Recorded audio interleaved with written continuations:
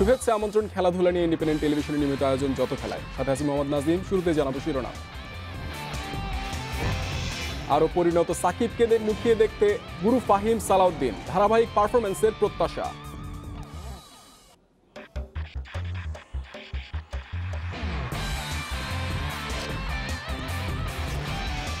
Fitness পরীক্ষা দিয়েই ফিরবেন সাকিব, দেশ সেরা তারকাকে মাঠে দেখার অপেক্ষা সতীর্থদের।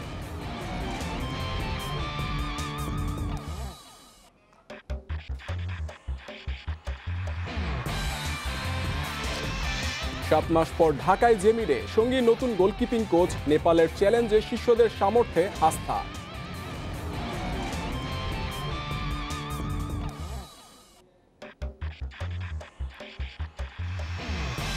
জাতীয় দলে ফিনল্যান্ড প্রবাসী তারিক কাজীর প্রথম অনুশীলন, দ্রুত মানিয়ে জায়গা পাকা করার লক্ষ্য।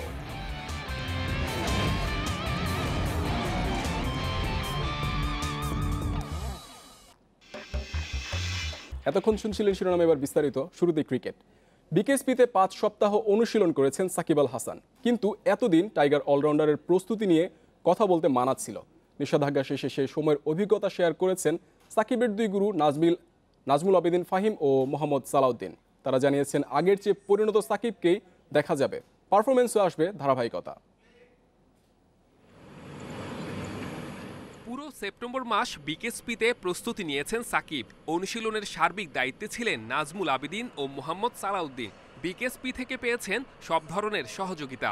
গত 1 বছরের জড়তা কাটাতে চেষ্টার কোনো কমতি ছিল না। 5 সপ্তাহের অনুশীলনে সাকিবের একাগ্রতা নজর কেড়েছে দুই কোচের। ওর নিজস্ব যেহেতু উদ্যোগ ছিল, নিজস্ব একটা ক্ষুধা ছিল এবং ও যতটুকু সম্ভব, ওর পক্ষে যতটুকু সম্ভব ততটুকু করেছে এবং আমরা দেখেছি যে ওর ফিটনেসটা গ্র্যাজুয়ালি ইমপ্রুভ করেছে এবং শেষ পর্যন্ত একটা ভালো অবস্থা নিয়ে ও এখান থেকে যেতে পেরেছে। অনেক সময় দেখা গেছে আমাদের ট্রেনিং হয়তো 9টা ছিল, খালি ভোরবেলা এসে সকাল 6টার সময় এসে নিজে রানিং করে আবার রুমে চলে গেছে, তারপরে আবার ট্রেনিংয়ে জয়েন করেছে। তো তার নিজের ইচ্ছাটাই অনেক বেশি ছিল, আমাদের চেয়ে তার নিজের ইচ্ছাটা অনেক বেশি ছিল এবং এই কারণে আমার মনে হয় ফিটনেসটা খুব তাড়াতাড়ি ভালো অবস্থানে চলে এসেছিল। 1 বছর খেলার বাইরে থাকায় ফিটনেস গুরুত্ব পেয়েছে।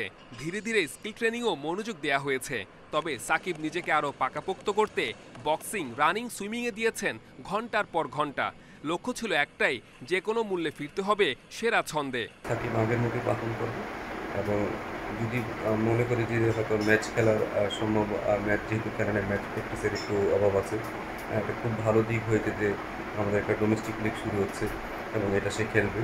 আমরা এখানে কিছু ম্যাচ খেললে আমার মনে হয় সেটা সাকিবকে আমরা আগের পুরোনো ফর্মে ফিরে পাবো। আমরা তারপরে চেষ্টা করেছি কিছু কিছু ক্ষেত্রে ওকে যদি একটু ইমপ্রুভ করানো যায়, তাতে হয়তো ও আরও একটু সাবলীল হবে, আর একটু ভালো খেলতে পারবে এবং আমাদের ধারণা যে এখনও যে অবস্থায় আছে তাতে আগের তুলনায় আরও কনসিস্টেন্ট হবে। ওর ব্যাটিংয়ে, বোলিংয়ে আরও ধার বাড়বে। আমাকে সেই চ্যালেঞ্জ নেওয়ার জন্য দায়িত্ব প্রদান করেছিল ফাহিম স্যার এবং সালাউদ্দিন ভাই। ওনাদের প্রোগ্রামের সাথে মিলাই আমি একটা প্রোগ্রাম করি তার ফিটনেস লেভেল ডেভেলপ করার জন্য। প্রত্যাবর্তনের মঞ্চ প্রস্তুত। বিসিবি আয়োজিত বঙ্গবন্ধু টি-20 কাপ দিয়ে ফিরবেন সাকিব। আবারও সবুজ ক্যানভাসে সেরা সময়ের সাকিবকে দেখতে স্বপ্ন বুনছেন ভক্তরা। Saiful Majumdar, independent news. নিষেধাজ্ঞা শেষ, এখন মাঠের লড়াইয়ে ফেরার অপেক্ষা। সাকিব আল হাসানের কারণে বাড়তি আগ্রহ কর্পোরেট টি-20 লিগ নিয়ে। তবে মাঠে নামার আগে দিতে হবে ফিটনেসের পরীক্ষা।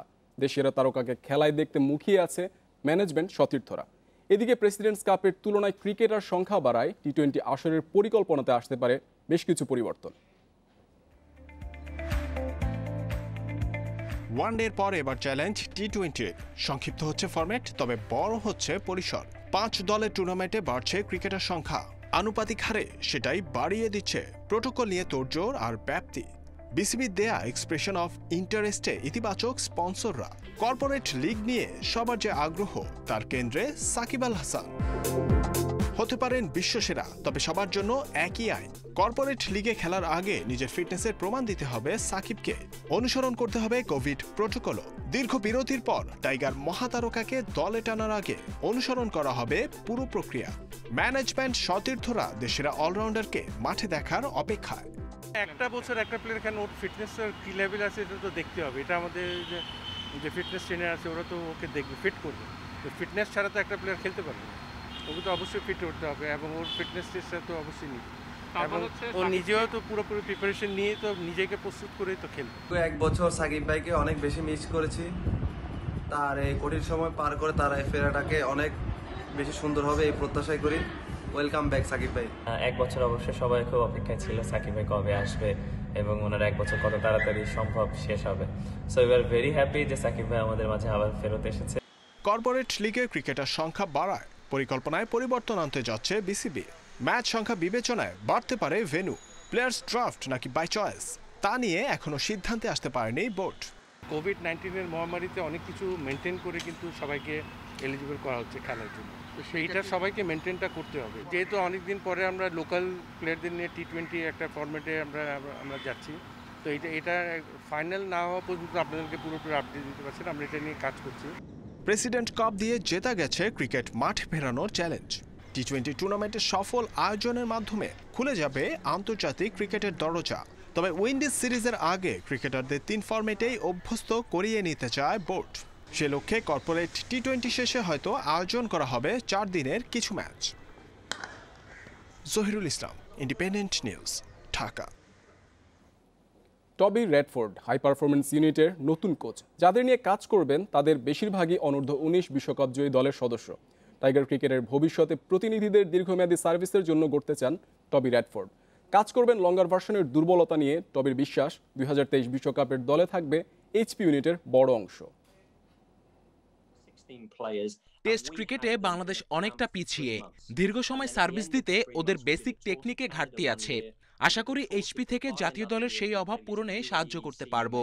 বাংলাদেশকে শুধু দেশের মাটিতে না বিদেশেও সমান শক্তিশালী করা আমার লক্ষ্য। আর হ্যাঁ, আমি বিশ্বাস করি 2023 বিশ্বকাপে এইচপির ছেলেরা খেলবে। এটা সত্য যে জাতীয় দল থেকে ওদের কিছুটা দূরত্ব আছে, তবে সময়ের সাথে বড় মঞ্চে খেলার সামর্থ্য ওদের তৈরি হবে। এবার ফুটবল। 7 মাস পর ঢাকায় ফিরেছেন জাতীয় ফুটবল দলের হেড কোচ জেমি রে। সাথে এসেছেন নতুন গোলকিপিং কোচ লেস ক্লিভলি। নেপালের চ্যালেঞ্জ নিতে মুখিয়ে আছেন দুই কোচ। লম্বা সময় পর ফেরার কঠিন পরীক্ষায় শিষ্যদের উপর আস্থা রাখছেন জেমি। অন্যদিকে ভুল ত্রুটি খুঁজে কাজ শুরু করার পরিকল্পনা ক্লিভলির। কোচদের পাশাপাশি ঢাকায় ফিরেছেন অধিনায়ক জামাল ভুঁইয়া। করোনা মহামারী, ফ্লাইট জটিলতা সহ নানা কারণে বাংলাদেশে আসতে দেরি হয়ে গেছে। নেপাল ম্যাচকে সামনে রেখে হেড কোচকে ছাড়াই ক্যাম্প শুরু হলেও এতদিন ইংল্যান্ড থেকেই সব নির্দেশনা দিয়ে গেছেন জেমি। এবার ঢাকা ফিরেই জানালেন নেপাল ম্যাচ নিয়ে পরিকল্পনার কথা। দীর্ঘ বিরতির পর ফুটবলে ফিরবে খেলোয়াড়রা। কাজটা কঠিন হলেও ছেলেদের সাথে কথা বলে সব ঠিক করতে হবে। ফিটনেস টেস্টে যারা উন্নতি করবে তাদের নিয়েই পরিকল্পনা গোছাতে চাই। আপাতত লক্ষ্য নেপাল ম্যাচের জন্য সব রকম প্রস্তুতি নিতে চাই।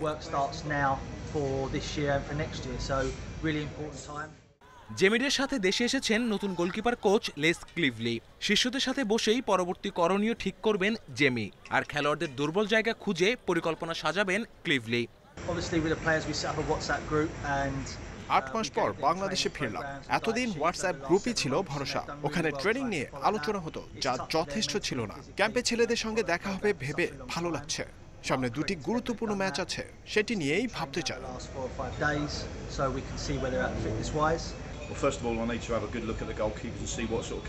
ওদের দুর্বল জায়গা বের করা সবচেয়ে জরুরি। গোলকিপারের মানসিকতা, টেকনিক্যাল এবিলিটি ও মেজাজ নিয়ে কাজ করতে হবে। আমাদের কাছে আগের ম্যাচগুলোর ভিডিও আছে, যা ভুল শুধরে নিতে কাজে লাগবে।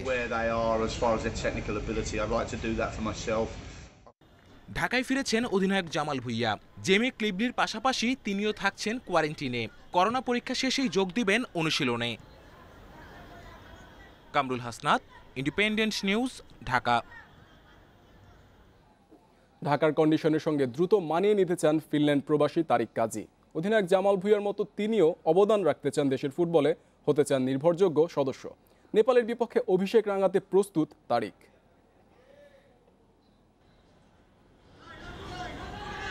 প্রথমবার জাতীয় দলের ক্যাম্পে ফিনল্যান্ড প্রবাসী তারিক কাজী। সংক্ষিপ্ত কোয়ারেন্টিন পর্ব শেষে সতীর্থদের সাথে অনুশীলনে যোগ দিয়ে অংশ নিলেন ফিটনেস টেস্টে। আপাতত চ্যালেঞ্জ নিচ্ছেন তাপমাত্রার সাথে মানিয়ে নেয়ার।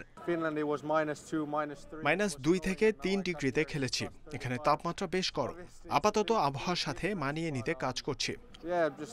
নতুন সতীর্থকে সঙ্গে পেয়ে উচ্ছ্বসিত ফুটবলাররাও। অধিনায়ক জামাল ভুঁইয়ার মতো তারিক কাজীও জাতীয় দলের নির্ভরযোগ্য সদস্য হয়ে উঠবে বিশ্বাস মামুনুল ইসলামের। তারিকও নিজেকে প্রমাণের চেষ্টা করবেন সাধ্যমতো। জামাল অনেক স্যাক্রিফাইস করছে, তারেক কাজীও যদি এখানে আসতে হয় তাহলে আমি বলবো যে জামালের থেকেও বেশি স্যাক্রিফাইস করতে হবে, কারণ এখন আরও বেশি ফাইটিং, তাকে আরও বেশি স্যাক্রিফাইস করে তাকে জায়গা নিতে হবে। এবং আমরা সবসময় যারা বাইরের দেশে থাকে তারা যদি আসে দেশকে রিপ্রেজেন্ট করে, আমরা তাদেরকে সবসময় ওয়েলকাম জানাই। জামাল যেভাবে ভরসার জায়গা হিসেবে নিজেকে প্রতিষ্ঠিত করেছে, সেভাবে আমিও দ্রুত একজন নির্ভরযোগ্য খেলোয়াড় হতে চাই। কঠোর পরিশ্রমে নিজেকে তৈরি করতে চাই। 2 সপ্তাহ বাকি, এখনো পুরোদমে অনুশীলন শুরু হয়নি। এই স্বল্প সময়ের মধ্যেই নেপাল বদের জন্য প্রস্তুত হতে চান তারিক। বাংলাদেশের হয়ে প্রথম আন্তর্জাতিক ম্যাচ খেলব, এটা আসলেই স্বপ্নের মতো। দলের সাথে দ্রুত নিজেকে মানিয়ে নেওয়া জরুরি। লম্বা বিরতির পর প্রত্যাবর্তন ঘরের মাঠে, তাতে দলের ওপর প্রত্যাশাও বেশি। চাপমুক্ত থেকে সেরাটা দিয়েই ম্যাচ জিততে চায় Bengal Tigers. Kamrul Hasnat, independent news, Dhaka. এবার ইউরোপিয়ান ফুটবলের খবর। বার্তোমেও পরবর্তী যুগে শুভ সূচনা করেছে বার্সেলোনা। চ্যাম্পিয়ন্স লিগে রোনালদোহীন ইউভেন্টাসকে হারিয়েছে 2-0 গোলে। 1 গোল ও 1 অ্যাসিস্টে ম্যাচ সেরা মেসি। অন্যদিকে ঘরের মাঠে লাইপজিগের বিপক্ষে ম্যানচেস্টার ইউনাইটেড জিতেছে 5-0 গোলে। হ্যাট্রিক করেছেন রাশফোর্ড। জয় পেয়েছে পিএসজি, বরুসিয়া ডর্টমুন্ড এবং সেভিয়াও। 24 ঘন্টা আগে পদত্যাগ করে মেসি পিকেদের মুখে হাসি ফুটিয়েছেন বার্তামেও। প্রতিপক্ষ দলে রোনালদো না থাকায় বাড়তি সাহস জুগিয়েছে। তাই তো এল ক্লাসিকোতে বাজেভাবে হারের পরেও অন্য রূপে বার্সেলোনা। ইনজুরিতে কৌতিনিও নেই। কোমানের করা তারুণ্য নির্ভর দল শুরুতেই একাধিক গোলে এগিয়ে যেতে পারত। মিস করেছেন মেসি, হতাশ করেছে তুরিনের পোস্টও। খুব বেশিক্ষণ অবশ্য অপেক্ষা করতে হয়নি। 14 মিনিটে বার্সাকে এগিয়ে নেন ডেম্বেলে। গোলে সহায়তা করে মেসি গড়েছেন নতুন রেকর্ড, ছুঁয়েছেন 300 অ্যাসিস্টের মাইল ফলক। সমতায় ফিরতে জোর চেষ্টা চালিয়েছে ইউভেন্টাস। দিবালা রাবিওটদের আক্রমণ বারবারই মুখ থুবড়ে পড়েছে বার্সা ডি বক্সের বাইরে। রোনালদোর অভাব হারে হারে টের পেয়েছে ইতালিয়ান চ্যাম্পিয়ন। বিরতির পর আক্রমণের ধার বাড়ায় পিরলোর দল। তবে লেংলেট রবার্তো আলভার জমাট রক্ষণের কারণে জালের দেখা মেলেনি। মাঝমাঠে পিয়ানিচ ইয়ং নিয়ন্ত্রণ নিয়েছেন। তাতে শেষ দিকে পেনাল্টিও আদায় করেছে বার্সেলোনা। স্পট কিকে গোল করতে ভুল করেননি মেসি। বার্সার হয়ে এটি তার 637তম গোল। একটা ক্লাবের হয়ে সর্বোচ্চ গোলের রেকর্ডে পেলেকে ছুঁতে দরকার আর 6 গোল। ওল্ড ট্রাফোর্ডে গোল উৎসব করেছে ম্যানচেস্টার ইউনাইটেড। 5-0 গোলে হারিয়েছে গতবারের চমক লাইপজিগকে। হ্যাট্রিক করেছেন রাশফোর্ড। স্কোরশিটে নাম তুলেছেন গ্রিনউড ও Martial. Mazharul Islam, independent news. Istanbul বাসাকশেহিরের বিপক্ষে জয়ের পরও অস্বস্তি পিএসজির। ইনজুরিতে পড়েছেন দলের সেরা ফুটবলার নেইমার। ম্যাচ শুরুর কিছুক্ষণের মধ্যেই অস্বস্তি বোধ করেন ব্রাজিলিয়ান ফরওয়ার্ড। পায়ের মাংসপেশিতে ব্যথা অনুভব করায় বাধ্য হয়ে তাকে ম্যাচের 26 মিনিটে তুলে নেন কোচ থমাস টুখেল। বারবার ইনজুরিতে পড়া নেইমারের আঘাত গুরুতর মনে করছেন না কোচ। পরীক্ষা নিরীক্ষার পর জানা যাবে এবারের চোট কতটা মারাত্মক। আগামী 10 দিনে পিএসজির 3টি ম্যাচ, লিগ 1-এর 2 ম্যাচ ছাড়াও আছে চ্যাম্পিয়ন্স লিগে লাইপজিগের বিপক্ষে লড়াই। এই ম্যাচগুলো মিস করতে পারেন নেইমার। সুস্থ হতে আরও সময় লাগলে ব্রাজিলের বিশ্বকাপ বাছাই পর্বের ম্যাচও মিস করবেন তিনি।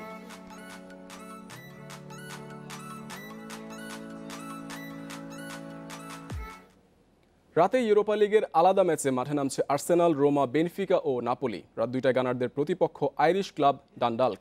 লিগের সময়টা ভালো যাচ্ছেন আর্সেনালের। শেষ 2 ম্যাচে হারতে হয়েছে ম্যান সিটি ও লেস্টারের বিপক্ষে। তবে ইউরোপা লিগের শুরুটা ভালো হয়েছে। র্যাপিড ভিয়েনাকে হারিয়ে আত্মবিশ্বাসী ইংলিশ ক্লাবটি। দিনের বিগ ম্যাচে নাপোলির মুখোমুখি রিয়াল সোসিয়েদাদ। প্রথম ম্যাচে হোঁচট খাওয়া নাপোলির বিপক্ষে এগিয়ে থাকছে আসরের দুর্দান্ত শুরু করা সোসিয়েদাদ। ঘরের মাঠে জয় তাদের প্রত্যাশা। একই সময় রাত 2টায় রোমার প্রতিপক্ষ সিএসকে সোফিয়া। ঘরের মাঠে বেনফিকা লড়বে স্ট্যান্ডার্ড লেইজের বিপক্ষে। এই ছিল আজকের যত খেলায়। ইন্ডিপেন্ডেন্ট টেলিভিশনের সব খবর আরও বিস্তারিত জানতে চোখ রাখুন ফেসবুক, ইউটিউব এবং টুইটারে। ধন্যবাদ সাথে থাকার জন্য।